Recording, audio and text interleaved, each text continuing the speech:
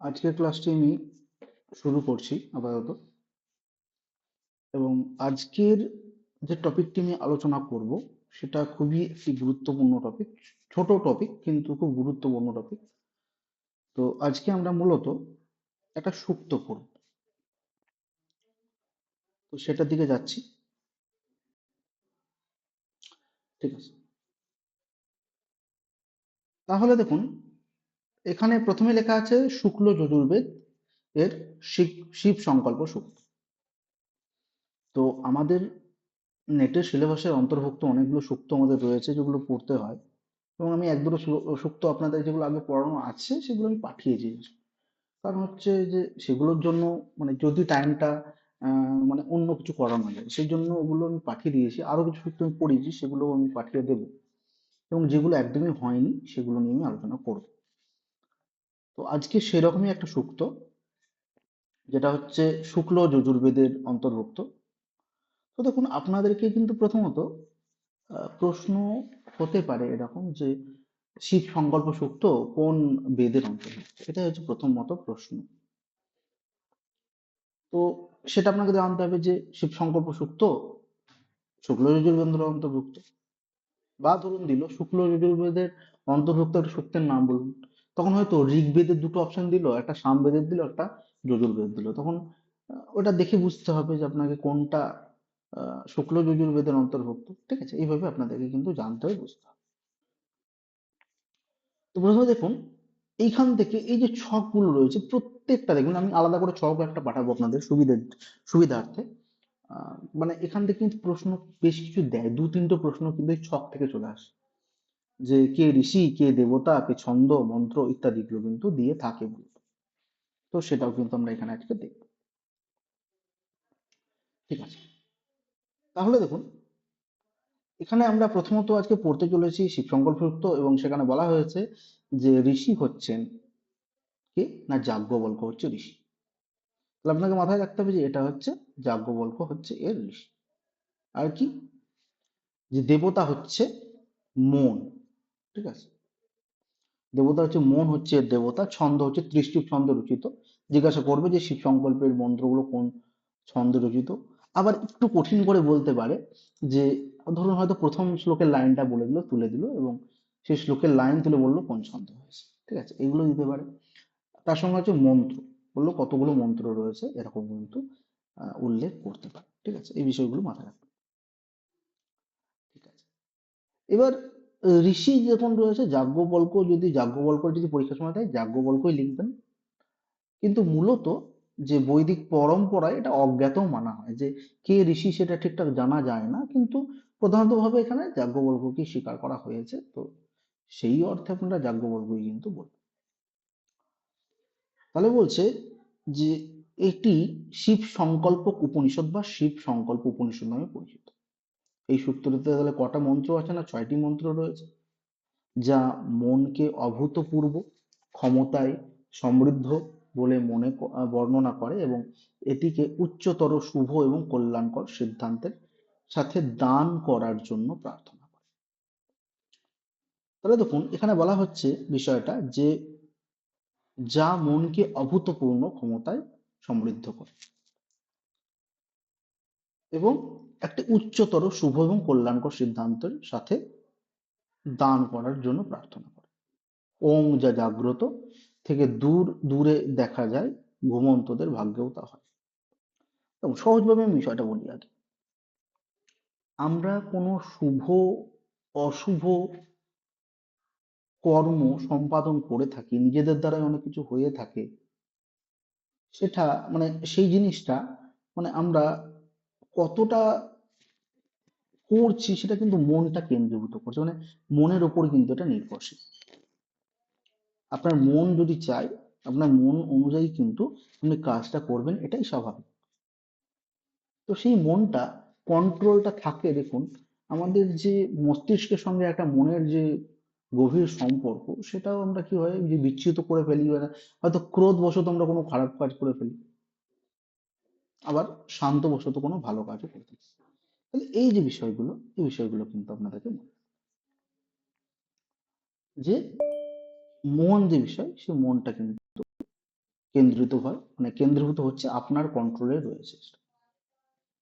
তো মনের যে সংকল্প, মনের যে স্বরূপ, তো এই সূক্তে দেখুন, এই সূক্তটা আমরা যে পড়বো, এই সূক্তে বলছে মনকেই দেবতা হিসেবে কল্পনা করা হয়।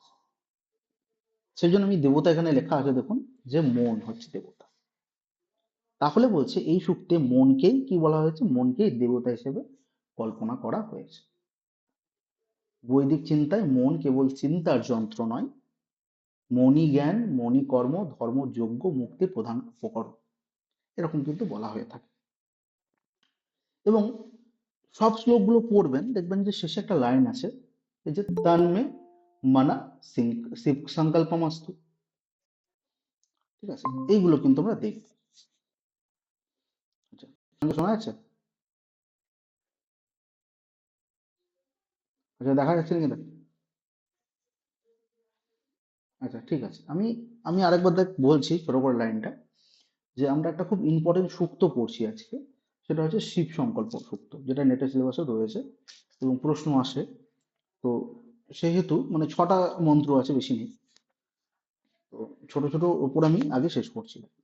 তাহলে এই যে শিব সংকল্প সূক্ত আমরা পড়বো, এর ঋষি হচ্ছেন যাজ্ঞবল্ক্য, দেবতা হচ্ছে মন, ছন্দ হচ্ছে ত্রিষ্টুপ, মন্ত্র হচ্ছে 6টা। এইগুলো প্রত্যেকটা ক্রমে কিন্তু মনে রাখতে হবে, কেন এগুলো জিজ্ঞাসা করা হয়, যে দেবতাকে, শিব সংকল্প সূক্তের দেবতাকে, ঋষিকে, ছন্দকে, মন্ত্রকে। এবার যে মন বিষয়ে আমি বলছিলাম, যে মনকে এখানে কিন্তু দেবতা হিসেবে কল্পনা করা হয়েছে বা দেবতা হিসেবে গণ্য করা হয়েছে। তো এখানে প্রত্যেকটা লাইনে আমরা শেষে দেখবো কি, যে তন্মে মনা শিব সংকল্পমস্তু, প্রত্যেকটা লাইনের শেষে দেখবো। তাহলে এটার মানে কি? অর্থাৎ আমার মন শুভ ও কল্যাণকর সংযুক্ত, মানে সংকল্পযুক্ত হোক। মানে আমার যে মনটা হয়েছে সেটা যেন ভালো কাজে ব্রতী হয় এবং সংকল্পযুক্ত হয়। মানে আমার সংকল্প, আমি যেটা আহ, দৃঢ়বদ্ধ হব, আমি যেটা পরবর্তীকালে জীবন, মানে আমার জীবনের মার্গ হিসেবে কাজে লাগবে। তো সেই যে আমার চিন্তা ভাবনা, আমার যে সিদ্ধান্ত, আমার যে লক্ষ্য, সেগুলো যেন সঠিক হোক, সেটা মন দেবতাকে বলছে যে হে মন দেবতা, আমার জন্য সেগুলো সবকিছু ঠিকঠাক হয়। তো এটার উপরেই কিন্তু প্রথমত সূক্তটা। তাহলে প্রথমে দেখ, যে মন্ত্রটা বলা হয়েছে সেটা আমরা একটু বলি আগে। বলা হচ্ছে যজ্জাগ্রত দূরমুদৈতি দ্বৈবম তদু সুপ্তস্য তথৈবেতি দুরঙ্গমম জ্যোতিষাম জ্যোতিরেকম তন্মে মনঃ শিব সংকল্পমস্তু। তাহলে দেখ, এখানে বলছে, এটা যদি ভাঙি, যে যজ্জাগ্রত, তাহলে যজ্জাগ্রত হবে কি, মানে হচ্ছে ইয়াত, এটা আসবে ইয়াত, প্রথমে ইয়াত আসবে, তারপর আসবে জাগ্রত। ঠিক আছে, ইয়াত, তারপর হচ্ছে জাগ্রত। তাহলে ইয়াত মানে হচ্ছে যেটা, জাগ্রত মানে হচ্ছে জাগ্রত অবস্থায়। দেখ, প্রথম শ্লোকের মানেটা বলছি সঞ্জয়, যে জিয়াত জাগ্রত, মানে জিয়াত মানে হচ্ছে যেটি, জাগ্রত মানে হচ্ছে জাগ্রত অবস্থায়, মানে মনের কথা বলা হচ্ছে এখানে, হ্যাঁ? যে মনটা কি হয় যখন আমাদের জাগ্রত অবস্থায় থাকে, তখন কি হয়? তখন বলছে দেখ, দূরম উদয়তি, দূরম উদয়তি, আবার সন্ধি বিচ্ছেদ করবো, তাহলে দূরম যুক্ত উদয়তি, মানে এরকম জিনিসটা দাঁড়াবে, যে দূরম, একটা হচ্ছে উদয়তি। এগুলো কিন্তু ভেঙে ভেঙে লিখবি এই শ্লোকগুলোর, মানে কোনো বইয়ে, তুই যতগুলো বই দেখবি, এগুলো শোন, মানে এইভাবে তুই অন্বয় করে বা প্রত্যেকটা শব্দ ভেঙে ভেঙে কোনো বইয়ে দেওয়া থাকে না।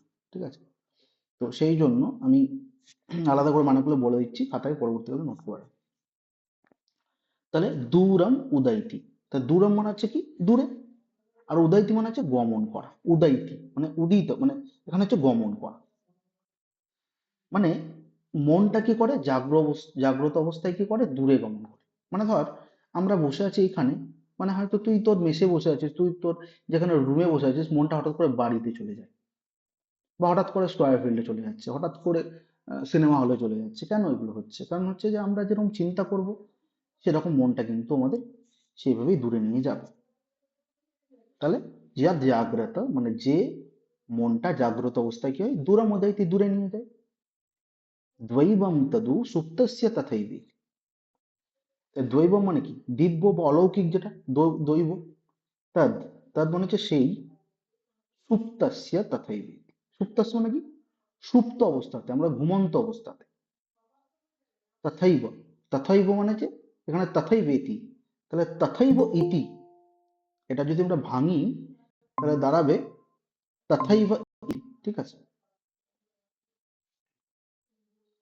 তাহলে আমরা পাচ্ছি তথৈব যুক্ত ইতি। তথৈব মানে কি, তথৈব মানে হচ্ছে সেই রকম ভাবে, তেমনই, এই রূপে, দূরাঙ্গমন। আচ্ছা, দুজনে শুনতে পাচ্ছিস তো, শ্রেষ্ঠ আর সঞ্জয়? আচ্ছা, আচ্ছা দেখ, দূরাঙ্গমন, দূরাঙ্গমন মানে কি, দূরগামী, মানে দূরে। মানে দেখ, একটা সহজ কথায় আমরা যদি বলি যে আমাদের যে মনটা, সেটা জাগ্রত অবস্থায় থাকুক আর মানে সুপ্ত অবস্থায় থাকুক। সুপ্ত মানে যেমন যখন ঘুমাচ্ছি, আমরা স্বপ্নেও তো অনেক কিছু দেখি, স্বপ্নেও দেখি আমরা এখানে ওখানে চলে গিয়েছি। তাহলে মনটা হচ্ছে আমাদের এমন একটা যে বিষয়, যেটা হচ্ছে আমাদের কখনো জেগে থাকছি তখনও এদিক ওদিক চলে যাচ্ছে, আবার যখন ঘুমিয়ে থাকছি তখন এদিক ওদিক চলে যাচ্ছে, স্বপ্নের মানে স্বপ্নের আধিক্যে, স্বপ্নের জন্য। তো বলছে জ্যোতিষাম, মানে জ্যোতি সমূহের, জ্যোতি। তাহলে বলছে জ্যোতি রেকম, তারপর দিয়ে দিয়ে দেখ জ্যোতি রেকম। তাহলে জ্যোতি রেকম যদি ভাঙি তাহলে কি হবে সঞ্জয়? হুম, ঠিক। তাহলে জ্যোতি হি একম, মানে জ্যোতি একমাত্র। এবার তন্মে, চেষ্টা বল, তন্মে সন্ধি বিচ্ছেদ করলে কি হবে? দেখতে পাচ্ছিস? হ্যাঁ, বল। না, তৎযুক্ত মে, হ্যাঁ, সেটা যে তন্ময় হয়ে যাচ্ছে। তাহলে এই যে তন্মে মানে হচ্ছে সেই আমার, তন্মে মানে সে আমার, মেয়েটা হচ্ছে মমর আরেকটা রূপ, ঠিক আছে। তো যেমন হচ্ছে দেখবি, আমরা পড়েছি যে মেঘদূতে পড়েছি শ্রেষ্ঠা হয়তো, যদি মানে এমএতে ছিল তোদের হয়তো, আশা করি। তো সেখানেও দেখবি যে তবর জায়গায় তে ইউজ হতো খুব। হ্যাঁ, তো সেই রকমই মানে মমটাও মে ইউজ হয়। তো তন্মে মানে সেই, সে আমার কি, সে আমার মন। বলছে শিব সংকল্পমস্তু, মানে কল্যাণকর সংকল্প যুক্ত হোক, কল্যাণম অস্তু মানে বলি না, তো শিব সংকল্পম অস্তু মানে শিব সংকল্প যুক্ত হোক। এখানে শিব কথার অর্থ হচ্ছে মঙ্গলদায়ক হোক, ঠিক আছে। শিব মানে হচ্ছে মহাদেবকে বোঝানো হচ্ছে না এখানে, এখানে কিন্তু মঙ্গলদায়ক বোঝাচ্ছে। তাহলে দেখ, সহজ কথায় এই শ্লোকটার মানে দাঁড়ালো যে জাগ্রত অবস্থায় পুরুষের যে মন রয়েছে, বিজ্ঞান আত্মা মন রয়েছে, সেটা কখনো দূরে চলে যায়, আবার ঘুমন্ত কালেও কি হয়, দূরে গমন করে, আবার কি করে স্ব স্বস্থানে প্রত্যাবর্তন করে, মানে একদিকে চলেও যায় আবার একদিকে ফিরেও আসে। তো যে মন দূরগামী ও জ্যোতি পদার্থের একমাত্র জ্যোতি, আমার সেই মন শুভ সংকল্পযুক্ত হোক। মানে আমার যে চিন্তা ভাবনা হোক, আমার যে মানে বিকাশ, মানে আমার বিকাশের জন্য যে চিন্তা ভাবনা আমি করছি, সেটা যেন কি বলছে, সেটা যেন শুভ সংকল্প হোক, শুভ হোক, অশুভ যেন না হয়, ঠিক আছে। মানে ধর সহজ কথাই বলছি যে তোকে ধর আমি বললাম যে এগুলো দেখবি খুব দেখতাম আগে, যে ছোটবেলায় অনেক সিরিয়াল দেখানো হতো, সেই সিরিয়াল গুলোতে কোনো গুরুদেব তার শিষ্যকে মানে অলৌকিক শক্তি শেখাচ্ছেন। এই অলৌকিক শক্তি শেখানোর পরে কি হচ্ছে, সে সেটা বাজে কাজে ইউজ করছে, মানে লোকের ক্ষতি করছে। তাহলে সেটা তোর মনটাই তো তোকে বলছে যে ক্ষতি কর, মনের সাথে মস্তিষ্কের একটা সংযোগ ঘটছে এবং সেখানে বলছে যে না, এটা করতে হবে। তাহলে দেখ, এটা কিন্তু খুবই একটা গুরুত্বপূর্ণ বিষয় যে মনটা তুই কিভাবে তুই কনভার্ট করছিস। ধর তুই রাস্তাতে বেরিয়েছিস, এবার চারটে পথ রয়েছে, মনটাই কিন্তু তোকে বলে, তুই হয়তো রাস্তা চিনিস না যে কোন দিকে যাবো, ধর কাউকে জিজ্ঞাসা করার কোনো মানে স্কোপ নেই, তখন তোকে তোর মনটাই বলে যে ডান দিকে গিয়ে দেখি, বাঁ দিকে গিয়ে দেখি। তাহলে এই যে বিষয়টা, তো এখানে বলছে সে আমাদের যে মন হোক, মানে কখনো দূরে কাছে চলে আসে যায় ঠিক আছে, কিন্তু সেগুলো যেন শুভ সংকল্পযুক্ত হোক, এটাই মনের কাছে নিবেদন। মানে কার, এখানে বলছে যে ঋষি যাজ্ঞবল্ক্য বলছে যে দেখুন আমি মন হচ্ছে, মনই হচ্ছে আমাকে দেবতা স্বরূপ, সেই জন্য এখানে এর দেবতা হচ্ছে মন। তো মনকে বলছে যে যেখানেই যাক না কেন ওর মনটা যেন শুভ সংকল্পযুক্ত হোক, ঠিক আছে। মানে সংকল্প মানে নিশ্চয়ই জানিস, ঠিক আছে, আমি পড়িয়েছিলাম যখন আমি অষ্টাঙ্গ যোগ পড়িয়েছিলাম আর অষ্টাঙ্গিক মার্গ পড়িয়েছিলাম, এগুলো পড়িয়েছিলাম তখন বলেছিলাম। অষ্টাঙ্গিক মার্গে দেখবি এই আছে, হ্যাঁ, যে সম্যক দর্শন, সম্যক সংকল্প, সম্যক এরকম ভাবে আছে। তো তখন কিন্তু বলেছিলাম। আচ্ছা, এটা হচ্ছে 1 নম্বর। হ্যাঁ, তো এটা হচ্ছে, হ্যাঁ মানে মানে চার, 4 নম্বর যে আর মানে আর্য সত্যটা রয়েছে ওটারই ভাগ হচ্ছে হুম হুম।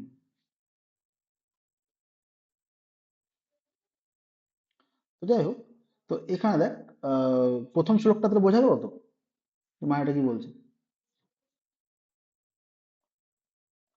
সঞ্জয়, প্রথম শ্লোকটা বোঝা গেছে? বেশ, শেষটা তো একটু পরে অ্যাড হলি, প্রথমটা তাও বোঝা গেল কি? ঠিক আছে, চল লাস্টে আবার বলছি। এরপরে দেখ কি বলছে, 2 নম্বর, বলছে যে না,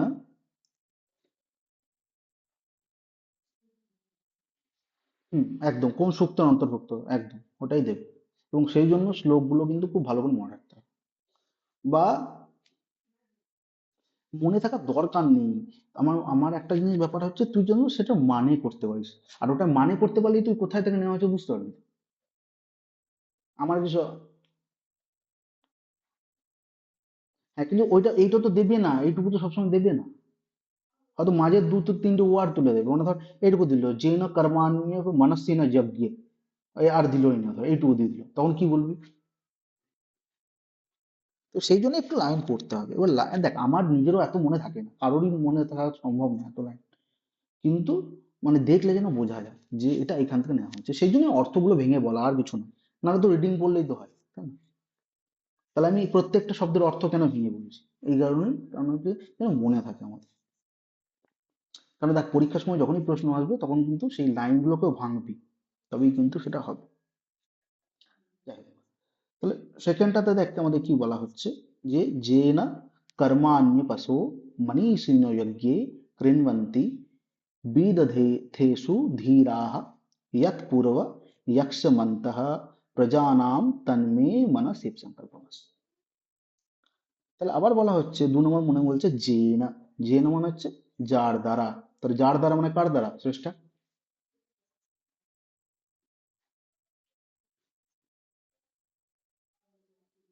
হ্যাঁ একদম, যেহেতু মন পড়ছি সে মনের দ্বারা। তারপর হচ্ছে এবার দেখ কর্মাণ্য পশু, তাহলে এটাকে ভাঙবো কি, কর্মাণি যুক্ত কি হবে, অপস, মানে অপাসা, অপ দন্তস্য, এটা যাবে আপাসা। এবার অপস মানে কি, অপস মানে হচ্ছে ক্রিয়াশীল যেটা, সেটাকে অপস বলা হয়। তাহলে কর্মাণি মানে হচ্ছে কর্মসমূহ, আর অপস মানে হচ্ছে ক্রিয়াশীল। এবার হচ্ছে মনীষীণ, মনীষীণ মানে হচ্ছে যারা জ্ঞানী ব্যক্তি, তাদেরকে মনীষী বলা হয়।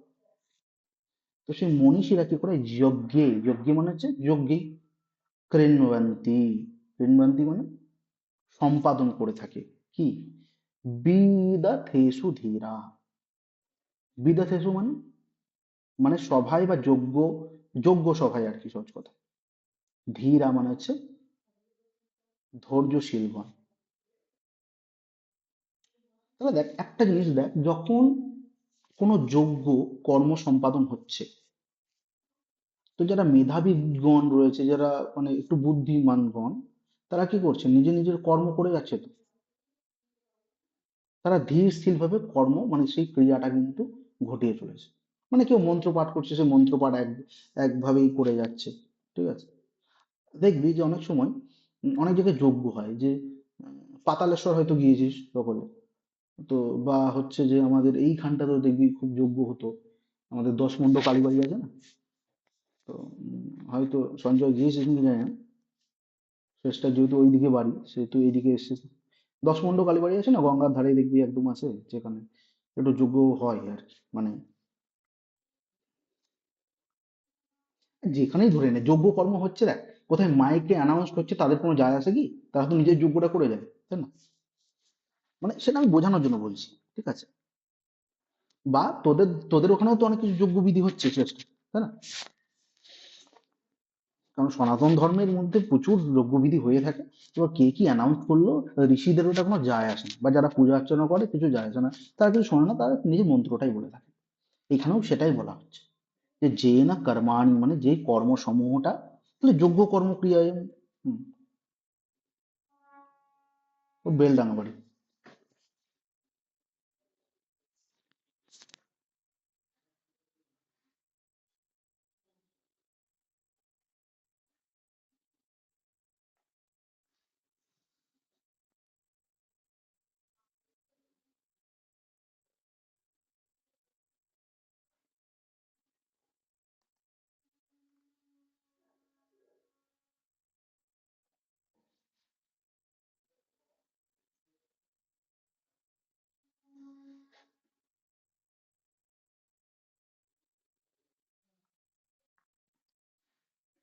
হুম।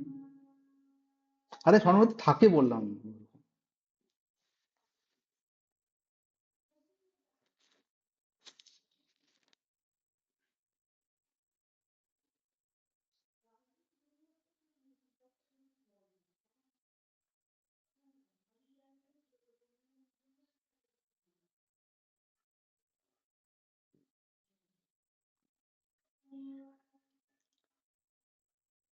আচ্ছা,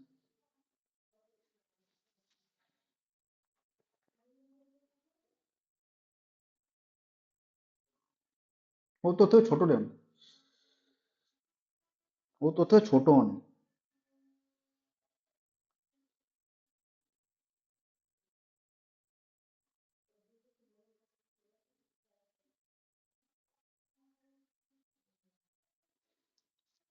আচ্ছা ঠিক আছে, আমরা ক্লাসের একটু যাই, না মন মন আবার অন্যদিকে হয়ে গেল, মানে মন ইসে পড়তে গিয়ে। ঠিক আছে, যাই হোক। দেখ, তাহলে এখানে বলছে যে না কর্মাণি অপাস, মানে যে কর্মগুলো কি হচ্ছে, ক্রিয়াশীল হচ্ছে, যে কি মনস্বিনা যোগ্যী, মানে যারা মনস্বীগণ রয়েছে, যারা জ্ঞানী ব্যক্তি রয়েছে, তারা যজ্ঞ কি করছেন, মানে এক ধীর স্থির হয়ে বসে একদম ওই যজ্ঞ কর্মই করছে সহজ কথা। তাহলে এই যে যজ্ঞ কর্মরা দিয়ে চলছে, তার সঙ্গে পরের লাইনে কি বলছে দেখ, ইয়াত পূর্বম ইয়াক্সমান্তঃ, মানে ইয়াত, এটা যদি ভাঙি তাহলে কি হবে, ইয়াত যুক্ত অপূর্বম,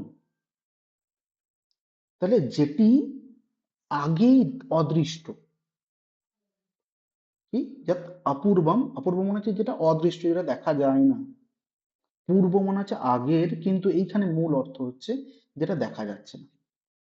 কি ইয়াক্সামান্তা, ইয়াক্ষ মানে হচ্ছে শক্তিকে বোঝাচ্ছে, যক্ষ মানে হচ্ছে ওই মেঘদূতের যক্ষ পড়েছে, ওই যক্ষ নয় কিন্তু, হ্যাঁ?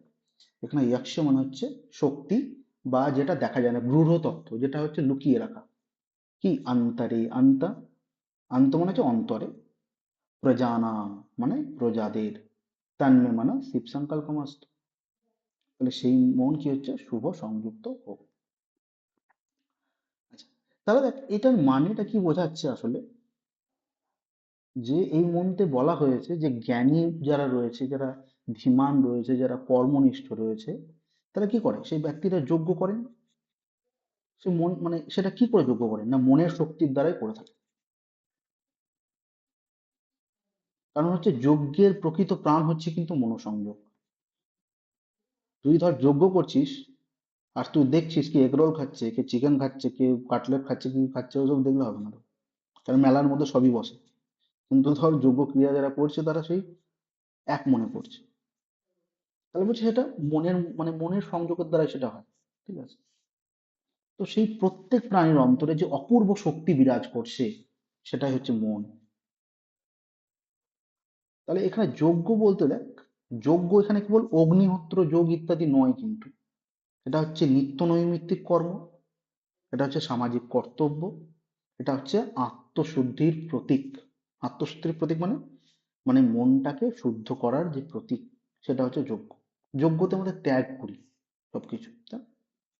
তাহলে মন যদি অশুদ্ধ হয়, তাহলে যজ্ঞের ফল কি হবে, যজ্ঞের ফলও কিন্তু নিষ্ফল হয়ে যাবে।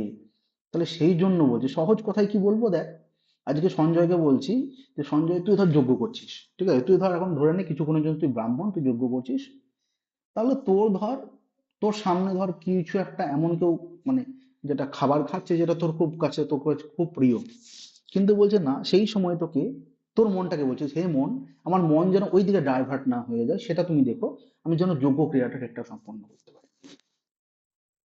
তো সেটাই হচ্ছে কি, সেটা দেখ, জীবনে যজ্ঞ মানে হচ্ছে শুধুমাত্র ওই ব্রাহ্মণাদি হিসেবে যজ্ঞ করলাম বা যজ্ঞ ক্রিয়াতে যজ্ঞ করলাম, সেটা নয়। যজ্ঞ মানে হচ্ছে কিন্তু ত্যাগও একটা যজ্ঞ। কিরকম ত্যাগ?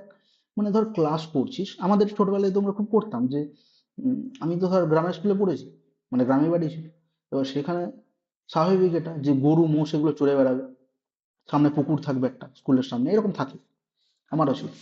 এবার কোনো স্যারের ক্লাস ভালো না লাগলে আমরা এদিক ওদিক তাকাতাম, মানে হচ্ছে যে গরু চড়ছে দেখতাম, ঠিক আছে, তো কোনো রাখাল বালক তাদেরকে নিয়ে যাচ্ছে এরকম দেখতাম। তো এই যে বিষয়গুলো দেখা, মানে কি বলতো, এখানে মনটা আমার ডাইভার্ট হয়ে যাচ্ছে।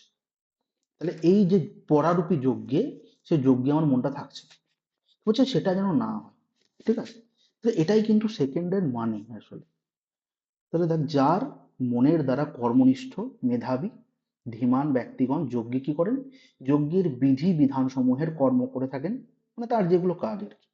প্রজাদের অন্তরে অপূর্ব যে মন বিরাজ করে, আমার সেই মন শুভ সংযুক্ত হোক। তাহলে এটাই বলতে চাইছে যে প্রজাদের অন্তরে, যারা প্রজাগণ রয়েছে, তাদের অন্তরে কি হয়েছে, যে অপূর্ব যে মন, সেটা বিরাজ করে। মানে দেখ, আজকে মন সবার মধ্যে আছে, আমি পড়াচ্ছি, আমার মধ্যেও মন আছে, শ্রেষ্ঠার মধ্যেও মন আছে, সঞ্জয়ের মধ্যেও মন আছে, সবার মধ্যে মন আছে। তাহলে সেই মনটা যেটা থাকছে, সেই মনটাকে আমাদের কি হচ্ছে, কন্ট্রোলে রাখাই হচ্ছে আমাদেরকে একটা যোগ্য স্বভাব। হ্যাঁ? তো যারা ধীর স্থির ব্যক্তিগণ, তারাই সেই, মানে যোগ্য কর্মটা বোঝে আসলে। আজকে ধর আমি একটা সত্যি কথা বলছি, যে ধর এটা দেখে থাকবি, আমি ফেস করেছি, প্রত্যেকে ফেস করেছি আমরা, যে সরস্বতী পুজোর সময়, আচ্ছা সরস্বতী পুজোর সময় পুরোহিত ঠিকঠাক পুজো করে বল? কারণ হচ্ছে, তার 30-40 জায়গায় পুজো ধরা থাকে, ওই তাড়াতাড়ি কোনো রকম ভাবে বলে চলে যায়। তাহলে এটা কি হচ্ছে, তার কি আসলে এই, এই রূপী প্রযোগ, মানে এই রূপী প্রজার যোগ্য হচ্ছে? মানে আমি যোগ্য ক্রিয়া করে পুজো ঘটা বলছি না, মানে যে পুজোতে যে মন রূপী যজ্ঞ, সেটাও থাকছে না তার, কোন রকম করে চলে যাচ্ছে। তাহলে বলছে সেটাও যেন না হয়। সেই যে প্রজাদের অন্তরে, মানে প্রত্যেকটা প্রজা বল, মানে যে কোনো ব্যক্তি বল, যে পূজারী সেও বল, সে যদি পুজো করে, তার মনটা যেন শুভ সংকল্পযুক্ত হোক, যে না, আমি এই টাইমে এটা শেষ করব, তবেই তো সেটা মানে ঠিকঠাক হবে আর কি। তো সেটাই বলতে চাইছি ঘুরিয়ে ফিরিয়ে, যে যারা তারা ধীর স্থির ব্যক্তি, তারা তো করে ফেলে, তো আমার মনও যেন সেরকম শুভ সংযুক্ত হোক, এটাই বলতে চাইছে সেকেন্ড শ্লোক। সেকেন্ড শ্লোক থেকে কোনো প্রশ্ন আছে?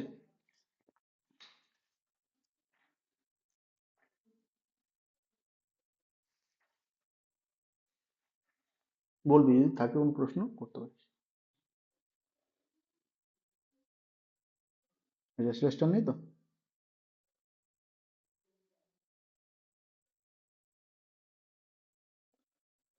আচ্ছা ঠিক আছে, দেখ, ঠিক আছে, আমি আমি যেহেতু স্ক্রিনটাকে ওটা সরিয়ে দিয়েছি পুরোটা, সেজন্য আমি দেখতে পাচ্ছি না, বুঝলি? কারণ ওটাতে থাকলে সামনে অসুবিধাও হয় তোদের, সেই জন্য আমি সরিয়ে দিয়েছি ওটা। বেশ, ও যখন থাকবে তখন দেখবে। আচ্ছা এবার দেখ 3 নম্বরে দেখ, বলছে ইয়াত প্রজ্ঞান মুত চেত ধৃতিশ্চ यज्ञो तिरन्तरमृतं प्रजासु यस्मानऋते কিঞ্চন কর্ম ক্রিয়তে তন্মে মনঃ শিব সংকল্পমাস্তু। তো এখানে বলতে চাইছে যে ইয়াত, হ্যাঁ বল বল বল।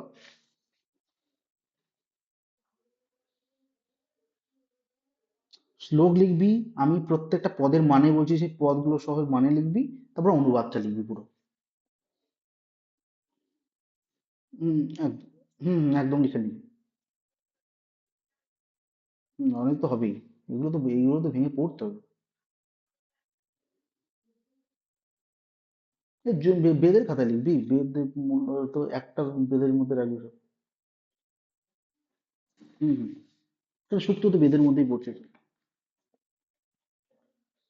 বেশ। তাহলে দেখ এখানে বলছে যে ইয়াত প্রজ্ঞানমৃত। তাহলে ইয়াত মানে কি? ইয়াত মানে হচ্ছে আবার যে, প্রজ্ঞানম। এখানে প্রজ্ঞানম হচ্ছে, এই প্রজ্ঞানম কথার অর্থ কি? প্রজ্ঞান মানে হচ্ছে উৎকৃষ্ট জ্ঞান, মানে একটা নিকৃষ্ট বলি একটা উৎকৃষ্ট, মানে যেটা খুব পাওয়ারফুল জ্ঞান, সঠিক জ্ঞান। তো সেটা কি? তাহলে মুতা, মুতা মানে হচ্ছে এটা উত্ত হবে। দেখ যদি ইয়াত করি একদিকে, আর একদিকে কি করছি, প্লাস কি করছি, প্রজ্ঞানম, তাহলে কি পড়ে থাকছে? তাহলে মটা নিয়ে নিলাম, তাহলে ময়ের নিচে কি ছিল? হ্রস্ব। তাহলে শেষে কি হচ্ছে, উত্ত থাকছে তো। তাহলে উত, বেশ, তাহলে এই উত, উত মানে হচ্ছে এবং। বেদের, দেখবি যে অনেক সময় বেদের অর্থগুলো কিছু কিছু চেঞ্জ হয়ে যায়, আমাদের বৈদিকের সাথে মানে লৌকিকের সাথে মেলে না। তো এখানে উত মানে হচ্ছে এবং। আর কি হচ্ছে, তাহলে ইয়াত প্রজ্ঞানম উত, মানে যে উৎকৃষ্ট জ্ঞান, এবং চেতা, চেত মানে হচ্ছে চেতনা, হ্যাঁ চেতনা বা মন, ঠিক। তাহলে যে মন বা চেতনা, ধৃতিশ্চ, তাহলে ধৃতিযুক্ত চ, ধৃতি মানে কি? ধৈর্য, তাই না? মানে আমাদের যে ধৈর্য, সেটাকে ধৃতি বলছে। আর কি? ধীরা মানে হচ্ছে কি বলতো, ধীর স্থির, ঠিক আছে। মানে দেখ ধৃতি এইটা একটু আলাদা হয়ে যায় কোথাও গিয়ে। মানে আমি যদি বলি যে তুই, তোর ধৈর্য আছে, মানে তুই ধর একটা কোথাও একটা প্রসাদের লাইনে দাঁড়িয়ে আছিস, তুই লাইন দাঁড়িয়ে প্রসাদ নিচ্ছিস, তোর ধৈর্য আছে। বা কোথাও গিয়ে ধর ডাক্তারের কাছে নাম লেখাচ্ছিস, তোর ধর গিয়ে ধৈর্য আছে, সেটা সেই ওইটা ধৈর্য আলাদা। আর যেটা ধীর স্থির মানে হচ্ছে তোর চিন্তার যে যে জিনিসটা, মানে তুই ডিসিশন নিচ্ছিস, সেটা তুই সঠিকটা নিচ্ছিস, সেটা কিন্তু আলাদা, ঠিক আছে। তাহলে হচ্ছে, আর কি বলছে, যজ্ঞ নিরন্তরম মৃতম। তাহলে ধৃতি যা হয়ে গেল, এরপরের যে লাইনটা ভাঙবো, এই যজ্ঞ, তাহলে যজ্ঞ, এবার দেখ, তাহলে এখানে হচ্ছে নিরন্তরম মৃতম। আচ্ছা এটা আগে আমরা তাহলে যাই, তাহলে বুঝতে পারবো। নিরন্তর মানে কি?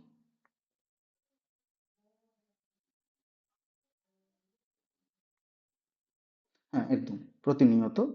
আর তাহলে নিরন্তরম, তাহলে আমরা যদি বলি ইয়তি নিরন্তরম, ম নিয়ে নিল, তাহলে কি পড়ে থাকছে? তার ঋতং, ঋতং তো থাকছে তাই না? তাহলে ঋতম, মানে ঋত মানে ব্যতীত, আমরা পড়েছি, কারোকে পড়েছি যে ব্যতীত। আমরা বলি না যে জ্ঞানম ঋতে বিদ্যা না ভবতি, পড়েছি তো। তো সে জ্ঞান ছাড়া, জ্ঞান বিনা আর কি, সেই ঋত আর কি। প্রজা সমান আছে প্রজাগণ। আচ্ছা, আর কি রয়েছে? যস্মান ঋতে কিঞ্চন কর্ম ক্রিয়তে, যস্মান, তাহলে যস্মানটা কি হয়ে যাবে সঞ্জয় এখানে? না দন্ত নয়ে নয়ে আছে, হ্যাঁ হ্যাঁ ঠিক আছে, কিন্তু দন্ত নয়ে নয়ে আছে, তাহলে এটা কি করব, ভাঙবো। কি ভাঙবো? ইয়াসমাত, তয় হসন্ত দেবো আর দন্ত ন হয়ে যাবে, মানে সন্ধি যুক্ত করলে ডবল দন্ত ন হয়ে যায়, ঠিক আছে, সন্ধি যুক্ত করলে। তাহলে ইয়াসমাত ন, তাহলে ইয়াসমাত মানে হচ্ছে যাকে ছাড়া, ন রিতে, তাহলে নটা রিতের সঙ্গে জুড়ে যাবে তো।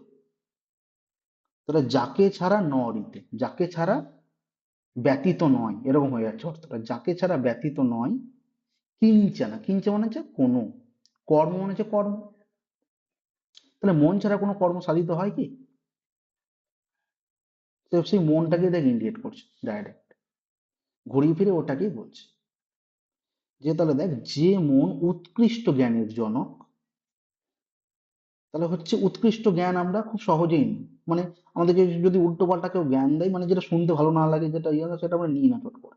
তো উৎকৃষ্ট জ্ঞানের জনক যে মন, যে মন অপকৃষ্ট জ্ঞানের জনক, মানে দেখ দুটোই আবার বলছে, উৎকৃষ্ট অপকৃষ্ট মানে হচ্ছে দুটোই, মনে করলে দুটোই নেওয়া যায়, আবার মনে করলে কিছুই নেওয়া যায় না।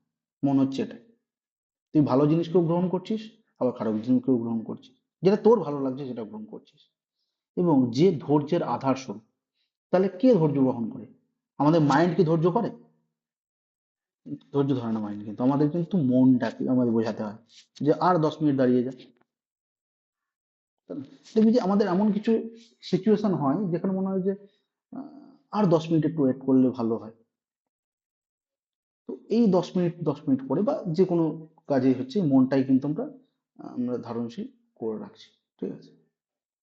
আচ্ছা, আর হচ্ছে কি, প্রাণীবর্গের অন্তরে বিদ্যমান অমৃত জ্যোতিস্বরূপ। তাহলে এই মনটা হচ্ছে কিন্তু জ্যোতির মতো, প্রাণীর মনে, যাকে ছাড়া কোনো কর্ম করা যায় না। তাহলে যাকে ছাড়া কোনো কর্ম করা যায় না, আমার সেই মন শুভ সংকল্পযুক্ত হোক, এটাই বলছে। তাহলে খুব সহজ আছে লাইনটা, বুঝলি কি? আচ্ছা, 4 নম্বর বলছে, যেনেদং ভূতং ভুবনম ভবিষ্যৎ পরিগৃহীতম মৃতেন সর্বম येन यज्ञस्यायते सप्तहोता তন্মে মনঃ শিব সংকল্পমস্তু। এখানে বলতে চাইছে 4 নম্বর বলতে যেন মানে হচ্ছে আবার যার দ্বারা, মানে মনের দ্বারা, মনসা মনের দ্বারা। বলছে তাহলে যে না ইদম, তাহলে ভাঙলে কি হবে? যেন যুক্ত ইদম, মানে যেন একদিকে চলে যাবে আর ইদম চলে যাবে। তাহলে এই ইদম কথার অর্থ মানে কি? ইদম মানে হচ্ছে এই। তাহলে যার দ্বারা এই কি ভূতম, ভূতম মানে হচ্ছে অতীত, না এখানে অতীত। ভূত ভবিষ্যৎ মানে হচ্ছে ভূত, ভূত মনে হচ্ছে এখানে কাল করে আছে, মানে অতীত। এখানে ভুবনম, ভুবন কথার অর্থ কিন্তু এখানে বেদে বর্তমান। ঠিক আছে? তাহলে যার দ্বারা এই ভূত মানে হচ্ছে অতীত, ভুবন মানে হচ্ছে বর্তমান, ভবিষ্যৎ, ভবিষ্যৎ মানে ভবিষ্যৎ, পরিগৃহীতম মৃতে। তাহলে এটাকে ভাঙলে কি হবে?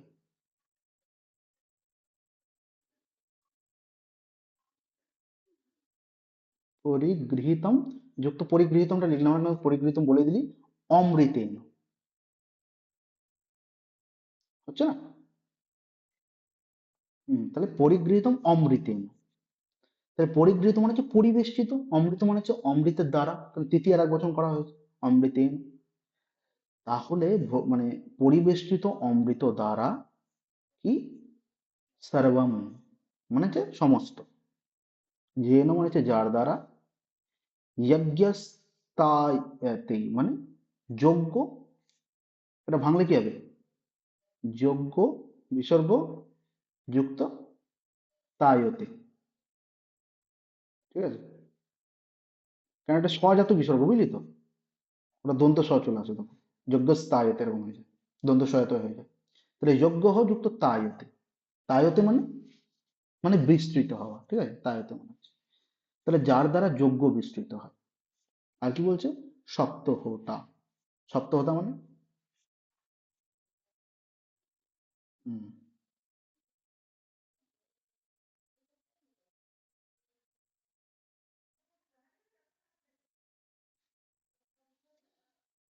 হুম লেখা আছে তো।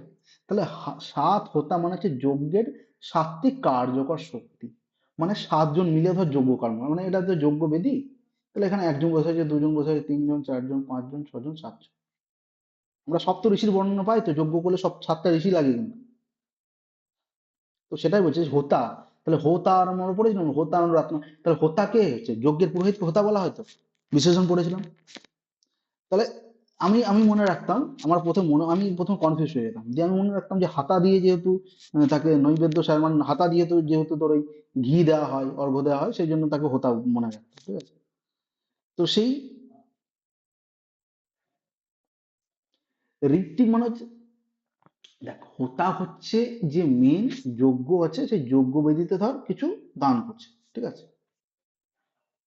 তারাও কিন্তু মেন, মানে ঋত্বিকে যে মেন তা পাবো না, ঋত্বিক মনে হচ্ছে ঋতুতে ঋতুতে যারা যজ্ঞ করে, মানে প্রত্যেক ঋতুতে যজ্ঞ করবে তারা হচ্ছে।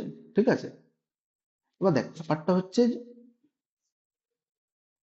হোতাটা কি করে, দেখ হোতাটা নৈমিত্তিক করতে পারে, নিত্য করতে পারে। নিত্য করতে পারলে মানে কি, 1 ঘন্টার জন্য যজ্ঞ করলো, ঈশ্বরের কাছে দিয়ে দিল দান, বাস হয়ে গেল। ঠিক আছে? কিন্তু যখন আমাদের ধর যারা আছে, মানে ধর ঋত্বিক রয়েছে, ঋত্বিকরা কি করে বলতো, যে ধর 5 দিন, 5 দিন ব্যাপী যজ্ঞ করলো, 5 দিন চললো, বর্ষাকালে 5 দিন করে দিল যজ্ঞ, আবার বসন্ত হলো 5 দিন করে দিল যজ্ঞ, এরকমই বলছে, মানে কন্টিনিউ যজ্ঞ করবে ওরা, কোথাও থামাথামি নেই।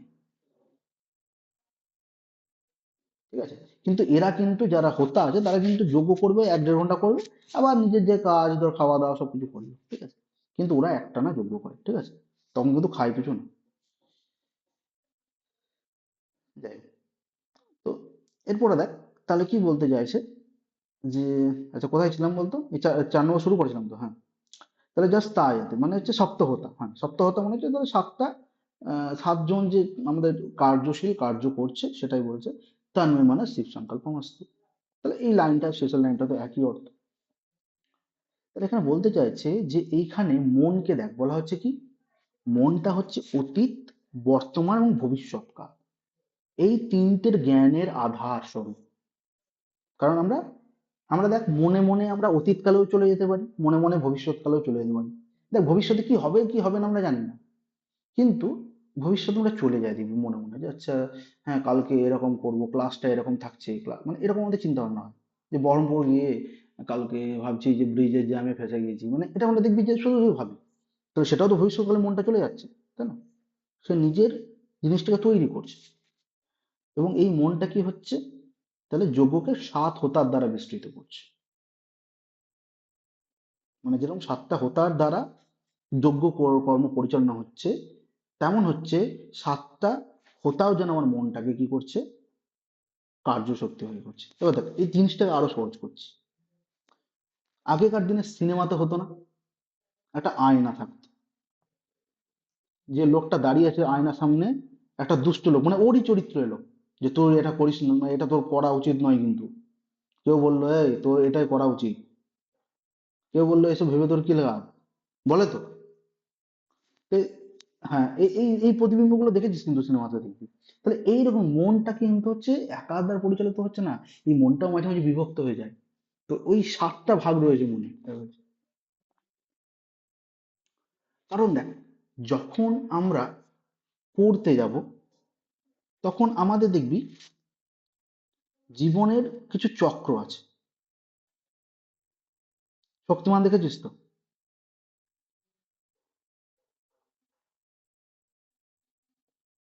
শক্তিমান দেখেছিস তো? শক্তিমানে দেখবি যে, মানে বলছি শক্তিমান দেখেছিস তো? আচ্ছা যাই হোক, দেখবি যে একটা কখনো দেখানো হয় একটা লোক ধরে বসে আছে, আমি ছবি আঁকতে পারি না, আমি জাস্ট বোঝানোর চেষ্টা করছি, এই একটা লোক বসে আছে, এবার এইভাবে একটা আকৃতি বসে আছে, এবার একটা করে চক্র দেখা যাচ্ছে উপরে, ঠিক আছে?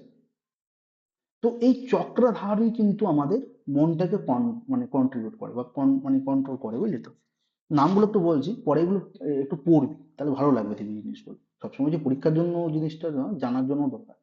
একটা হচ্ছে মূলাধার চক্র, একটা হচ্ছে স্বাধিষ্ঠান চক্র, মণিপুর চক্র, অনাহত চক্র, বিশুদ্ধ চক্র, আজ্ঞা চক্র, আর একটা হচ্ছে সহস্রার চক্র। এই 7টা চক্র আছে, সেই জন্য আমি কিন্তু সপ্তহতার কথা বললাম। ঠিক আছে, এই ডিটেলস গুলো একদিন আমি বলে দেবো অন্যবার। এখন জাস্ট এমনি মনে রাখার চেষ্টা কর যে এই 7টা চক্র যেমন রয়েছে, তেমন আমাদের মনটাও হচ্ছে সপ্ত হোতার দ্বারাই কিন্তু পরিচালনা করার চেষ্টা করছে। তাহলে এই মনটাও যেন আমাদের কি হচ্ছে, এদিক ওদিক যেন না হারিয়ে যায়, ঠিক আছে? এটাই বলছি। আচ্ছা, এবার দেখ এইগুলোর নাম দেখ এখানে কিন্তু কি বলেছে, অন্যভাবে দিয়েছে। দেখ যে শাকাহুক্ত মানে সপ্ত হোতাযুক্ত, হত্রিপুর, মৈত্রাবরুণ, প্রাবস্তাত, ব্রাহ্মণাচ্ছি, আচ্ছাওয়া, অগ্নিদা, মানে ওই চক্রগুলোরই নাম অন্যভাবে এখানে বলা হয়েছে, ঠিক আছে? যাই হোক, তাহলে 4 নম্বরটা গেল। হুম হুম হুম। আচ্ছা এরপরে দেখ 5 নম্বরে তাহলে যাচ্ছে, হ্যাঁ দুটো আছে বলে দিও দুটো। আচ্ছা ও বলছে যস্মিন নীচঃ সাময়জুংসি यस्मिन् प्रतिष्ठिता स्थान भाविकाराः यस्मिन् चित्तं सर्वभूत प्रजानां तन्मे শিব সংকল্পমস্তু। তাহলে আমাদের মূলত এখানে দেখ কি বলা হচ্ছে, যে আবার জাসমিন নেইচা, তাহলে জাসমিন নেইচা মানে এটা ভাঙলে কি হবে সঞ্জয় বল দেখি?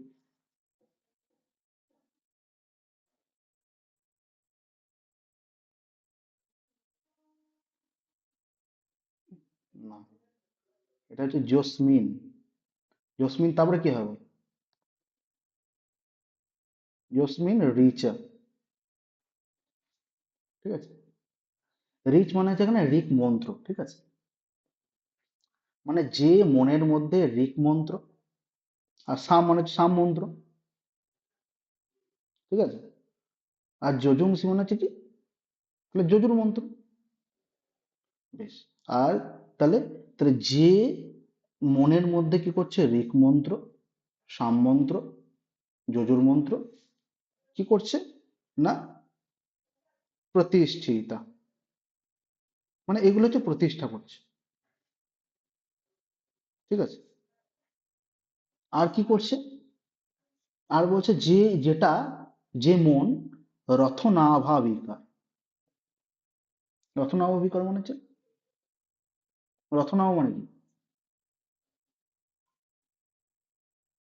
মানে রথের নাভিতে অরার মতো। এবার এই জিনিসটা অত সহজে ক্লিয়ার হবে না, রথের নাভিতে অরার মতো মানে কি, মানে যেমন নাভি থেকে চাকা বিস্তৃত, মানে দেখ, নাভিতে আমাদের থাকে তো, আমাদের নাভির মধ্যে গর্ত থাকে তো, তো সেটাই বলতে চাইছে এখানে দেখ, যে ঋক্সাম যজুর এই তিন বেদের মধ্যে রথের নাভির মতো স্থিত, মানে আমাদের মানবদেহে যেমন নাভি থাকে, তো সেটা কি থাকে চাকার মতো বিস্তৃত থাকে, মানে চাকার সঙ্গে তুলনা করা হয়, এরকম এরকম থাকে তাই না, তো চাকার মতো বিস্তৃত তো মূল, বলছে তেমনি মন থেকে সমস্ত জ্ঞান বিস্তার হয়। এবার দেখ আরো সহজভাবে বলছি, মানে দেখ, এইটা হচ্ছে জ্ঞান বিস্তার চিহ্ন, মানে হচ্ছে এটা হচ্ছে যদি বলি কেন্দ্রবিন্দু মাঝেরটা, তাহলে এই দিকে হচ্ছে জ্ঞান বিস্তার করছে চারিদিকে সবগুলো, মানে এখানে নাভির সঙ্গে তুলনা করছে আর কি, নাভিটাকে জ্ঞানের স্বরূপ হিসেবে বলছে না, কিন্তু নাভিটাকে তুলনা করছে, যে যেমন কি বলা হচ্ছে যে ঋক বল, যজুর বল, আর সাম বল, এই তিন বেদে মনের মধ্যে কি হচ্ছে রথের নাভির মতো স্থিত। তাহলে রথের নাভি কার সঙ্গে তুলনা করছে, রথের নাভি আবার আমাদের মনুষ্যদের মতন তুলনা করছে, তাহলে রথের নাভি, রথের নাভি কি আসলে বল, তাহলে রথের চাকাকে রথের নাভি বলতে পারি তো, কারণ চিহ্নটা তো তাই। বেশ। তাহলে রথের চাকার মতো সহজভাবে বলছে, তাহলে হচ্ছে রথের চাকা যেমন বিস্তৃত, বা মানে উল্টোই বললাম, মানে যেমন এই বেদ গুলো বিস্তৃত, মানে ঋক সাম যজু এই তিন বেদ যেমন হচ্ছে কি বিস্তৃত, নাভির মতো, রথের নাভির মতো মানে রথের চাকার মতো, সেই নাভি থেকে কি হচ্ছে চাকা বিস্তৃত, মানে সেই রথ থেকে হচ্ছে চাকাগুলো বিস্তৃত, তেমনি মন থেকে সমস্ত জ্ঞান বিস্তার লাভ করে। তাহলে মন থেকে আমাদের কি হয়, মনটাই হচ্ছে আমাদের ওই রথের চাকার মতো, সেখান থেকে আস্তে আস্তে সবকিছু বিস্তার লাভ করছে, মানে এইটা হচ্ছে মনের কেন্দ্র, কিন্তু চাকা যেমন এইদিক ওদিক ওদিক থাকে, মানে গোল থাকে চারিদিকে, এদিকে এদিক হয়, মনটা থেকে কি বলছে এইভাবে আমাদের কিন্তু এদিক ওদিক মনটা কিন্তু যাওয়া আসা করে, এবং আমরা বিভিন্ন দিক থেকে জ্ঞান পাই। কারণ তুই আমার কাছে পড়ছিস কিছু, আমার কাছ থেকে কিছু জ্ঞান পেলি, আমিও তোদের কাছে কিছু শুনলাম, আমি যেটা কোনোদিন শুনিনি, আমিও জ্ঞান পেলাম। তাহলে প্রত্যেকের কাছ থেকে প্রত্যেকে আমরা যে জ্ঞান প্রাপ্তি হচ্ছে, সেটা একটা বিন্দুতে গিয়ে স্থির থাকছে না, চারিদিকে ছুটে বেড়াচ্ছে মন, এবং মনে প্রত্যেক দিন কিন্তু তার কিন্তু জ্ঞান লাভ কিছু না কিছু হচ্ছে প্রত্যেকদিন। তো এটাই বলতে চাইছে। তাহলে দেখ জিনিসটা বুঝি, বলছে যে মনেতে ঋগ্বেদের, সামবেদের, যজুর্বেদের মন্ত্রগুলি রথনাভিতে অর পংক্তির নেয়, তাহলে অর পংক্তি মানে হচ্ছে এই যে মানে এই দিকে এলোমেলো, সেটাকে হচ্ছে অর পংক্তি, ঠিক আছে। তাহলে অর পংক্তি নয় প্রতিষ্ঠিত, এবং যাতে সকল প্রজার সর্ব পদার্থ বিষয়ক জ্ঞান ওতপ্রোতভাবে দৃঢ়। তাহলে প্রজাদের জ্ঞান প্রাপ্তি হচ্ছে মনের দ্বারা, তাহলে বলছে সেই মনটা যেন আমার শুভ সংকল্প যুক্ত হোক, ঠিক আছে। বেশ। এবার হচ্ছে 6 নম্বরটা পড়িয়ে দিচ্ছি, তারপরে কোনো প্রশ্ন থাকলে টোটাল আমাকে বলবি, হ্যাঁ। 6 নম্বরটা কি বলছে, বলছে সুসারথিরস্বানিব জন্মনুস্বান तेनीयते भीषुभिर्वाजिन इव हृष्टप्रतिष्ठं यदजीर जविष्ठं तन्मे मन শিব সংকল্পম অস্তু। বেশ। তাহলে এখানে বলছে দেখ, আবার তাহলে আমরা যদি ভাঙি, তাহলে জিনিসটা কি দাঁড়াবে, এখানে বলছে সুসারথিরা স্বানিব, কি ভাঙলে কি হবে, প্রথমে কি আনবো বল, বেশ, সুসারথি প্রথম ভাঙলাম, তারপর কি ভাঙবো? এরপরে ভাঙবো, না, এরপর ভাঙবো আসওয়ান। ঠিক আছে, আসওয়ান যুক্ত ইবো, হ্যাঁ। তাহলে সুসারথি যুক্ত আসওয়ান যুক্ত ইবো, মানে সুসারথি মনে হচ্ছে যেটা ভালো সারথি, উত্তম সারথি, যে ভালো রথ চালায় আর কি। তো বলছে অসওয়ান মানে অশ্বদের কি করে, যেমন, ইবো মানে হচ্ছে যেমন, ইয়াত, তাহলে এখানে যে ইয়ত কেন বললাম, এই ইয়ান মানুষওয়ান আছে না, এখানে ইয়ত ভাঙলে হবে জিয়াত, ইয়াত মানুষয়ান, মানে যে মন মানুষকে কি করে, তেনিয়াতে, তেনিয়াতে মানে পরিচালনা করে। তাহলে বলছে উত্তম সারথি অশ্বদের যেমন, যে মন, মানে এখানে দেখ পরে আমরা দেখবো লাইনগুলোতে যখন ছন্দ মেলানো থাকে তখন এলোমেলো লাইনগুলো শুনতে লাগে, কিন্তু যখন আমরা পুরোটা মানে বুঝি তখন বোঝা যায় বিষয়টা কি বলতে চাইছে। তাহলে ইয়াত যে মন মনুষ্যান মানুষকে কি করে থাকে, না বলছে ভিসু ভিড়বা জি নাই, এটা ভাঙলে কি হবে বল?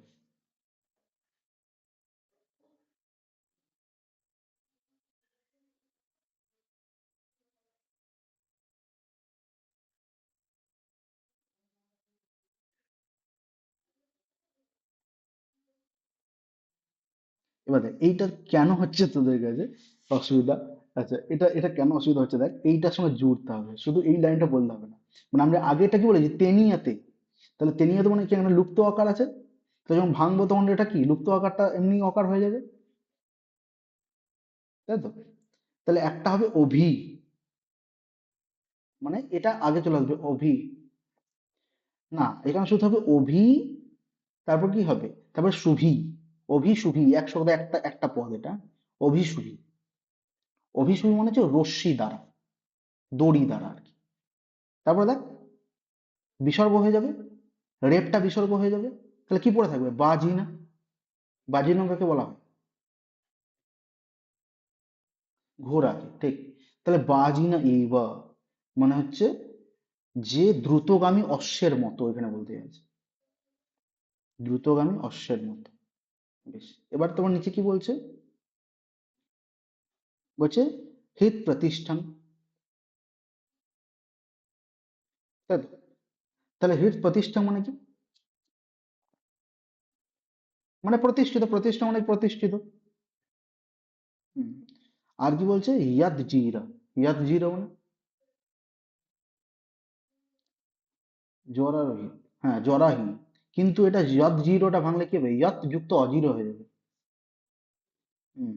তাহলে যৎ মানে হচ্ছে যে, অজিরো মানে হচ্ছে জরাহীন, আর জবিষ্টম মানে, জবিষ্টম মানে হচ্ছে যে অত্যন্ত বেগশালী হয় তাকে জবিষ্টম বলা হয়। তাহলে দেখ আমাদের মন দ্রুতশীল তো, আমি যদি বলি যে শ্রেষ্ঠা, তুই এখন চিন্তা কর তুই কেন কলেজে আছিস, তুই চলে যেতে পারবি তো মনে মনে,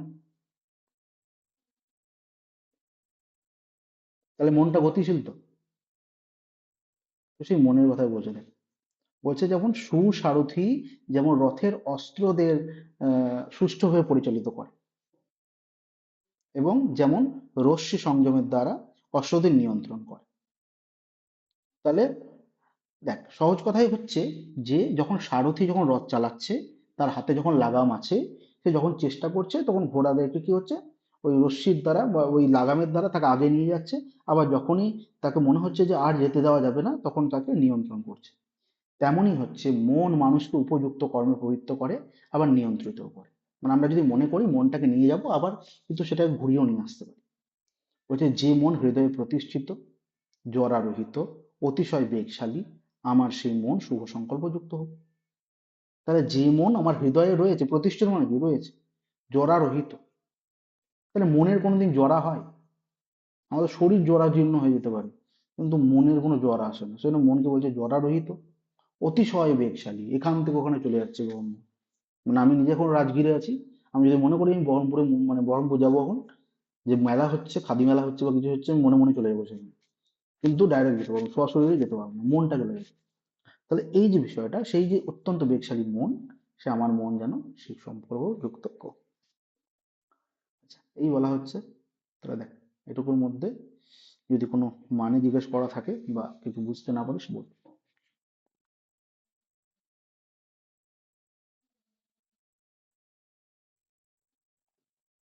কারণ দেখ, এখন মোটামুটি যতটা পারবি পড়াগুলো কমপ্লিট করার চেষ্টা কর, ঠিক আছে? কারণ হচ্ছে যে আহ, চেষ্টা করবি যে জুন মাসের যে নেটটা হবে সেটার উপর টার্গেট রাখতে হবে, ঠিক আছে? কারণ কোশ্চেন আলোচনা হয়ে যাবে, প্রচুর কোশ্চেন আলোচনা হবে এটা নিয়ে, এগুলো নিয়ে, কিন্তু টপিকগুলো যেন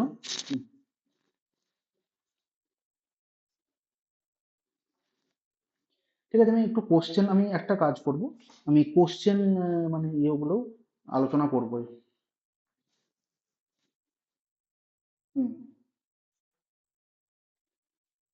আমি পড়াইনি, আমি কারো কখনো পড়াইনি।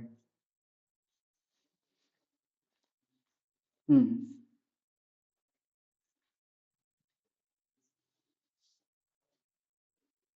হুম।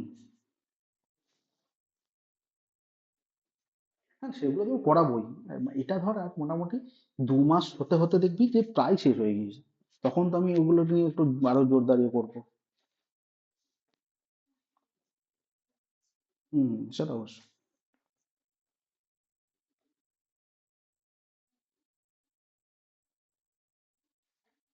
হুম। হুম, সেটা অবশ্য। আচ্ছা, এমনি এমনি বুঝতে কিছু অসুবিধা হয়নি তো এটা? আচ্ছা, সঞ্জয় বল।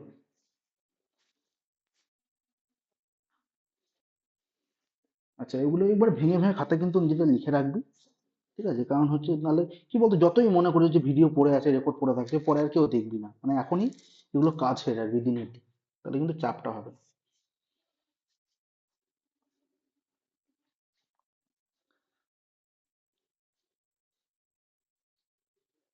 ঠিক আছে, আমি একটা সেশন তাহলে, তাহলে তোরা পড়ে রাখ, তাহলে দুজন মানে তাহলে একটু পড়, মানে চারবাক আর বুদ্ধটা একটু পড়ে রাখ, তারপর আমি কোশ্চেনটা মানে বানাবো। শুধু শুধু ধর বানিয়ে প্র্যাকটিস করলে তো হবে না, তোকে পড়তে হবে তো নিজে, না?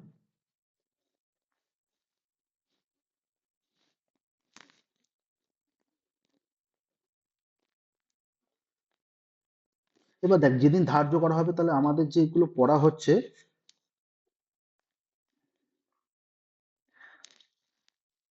হুম হুম, ঠিক আছে ঠিক আছে, আমি ওটা দেখছি, ওটা করে দিচ্ছি, তাহলে শুধু সেদিন প্রশ্নের সেশন হবে, ঠিক আছে? শুধু প্রশ্ন হবে সেদিন।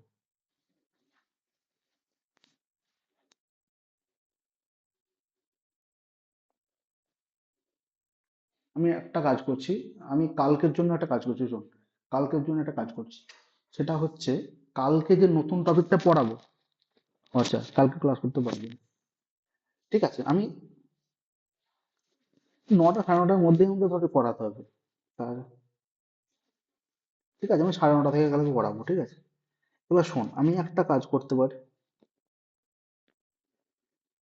ঠিক আছে, আমি সাড়ে 9টায় রাখছি, ঠিক আছে?